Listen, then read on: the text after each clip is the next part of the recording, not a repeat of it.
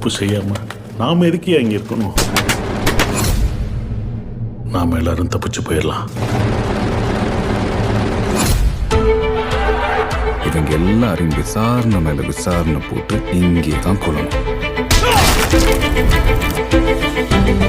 எங்க ஊர் அரசியல்வாதிகளுக்கு இலங்கை தமிழர்கள் மேல ரொம்ப பாசம் அதிகம். வெளியே இருக்கிற கூட்டம் உள்ள வந்தது என்ன நடக்குன்னு சொல்ல முடியாது. இங்க மட்டும் என்ன சார் சொர்க்கமா? எல்லாரையும் கூட்டி கொண்டு போய் நரகத்தில் அடைக்க இதுவே ஒரு நரகம் தானே.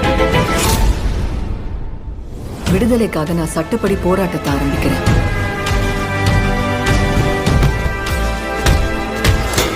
உங்க விடுதலையை எவனாலையும் தடுக்க முடியாது.